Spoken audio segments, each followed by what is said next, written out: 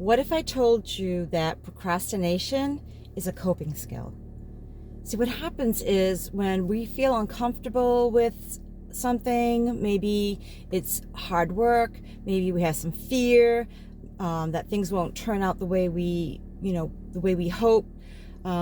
This produces anxiety and sets off a chain of reactions in our body that actually puts us in that survival state, that fight or flight.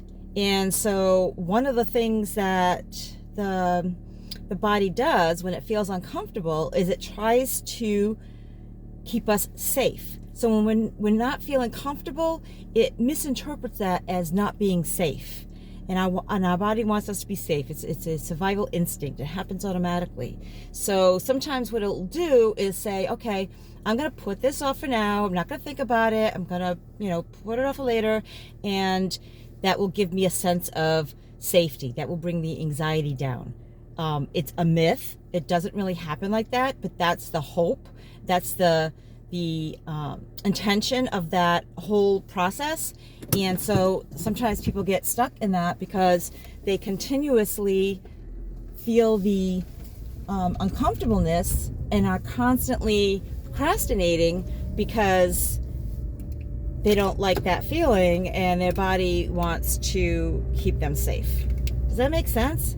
I know sometimes you think I'm crazy because I come up with these things, but this is all backed by science. This is research that they've shown. They've done brain scans. They've done, studies on people and behavior. And it's really pretty remarkable how our bodies are designed. And it's all based on survival and continue to exist. Right? So keeping alive and reproducing basically is what our bodies do. And so we, as humans, develop all these coping skills, all these ways to keep us safe and keep us, we protect our children, we protect our loved ones, and to keep our family growing and alive, our legacy, right?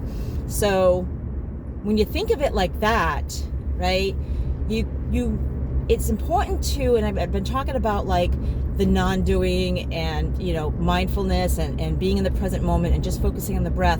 If you slow down enough, if you slow the mind down enough, you can get curious and investigate, why am I procrastinating?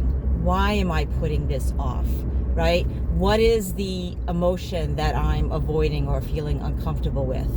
Right? Is it fear? Is it a feeling that I'm not good enough? Is it a feeling that it's not going to work out the way I want? Right?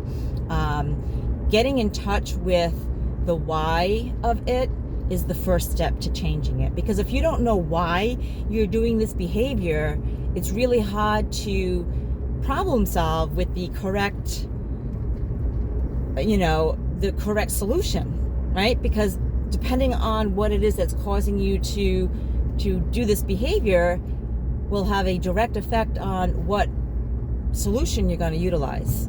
So first step, why? Why are you procrastinating? Is it uncomfortable, right? Is it going to be a lot of work? Is it going to be hard, right? Do you feel like you're not going to be able to manage, the amount of work that it entails, right? Do you not want to do it, right? And then you'll have to look at like your long-term goals and weigh the pros and cons. Am I, willing to do the work now in order to achieve these goals in the future, right? What's more important to you? The feeling good now or the goals in the future? So again, it's more than just that. It's more than one thing, and it's specific to you. But the first step into realizing why you're procrastinating is what's behind it. Why are you procrastinating? And then tomorrow's video, I'll show you the next step. Hope you have a wonderful day, and until next time, please be well. And remember to hit that subscribe button or like button if you like my videos. All right, guys, until next time.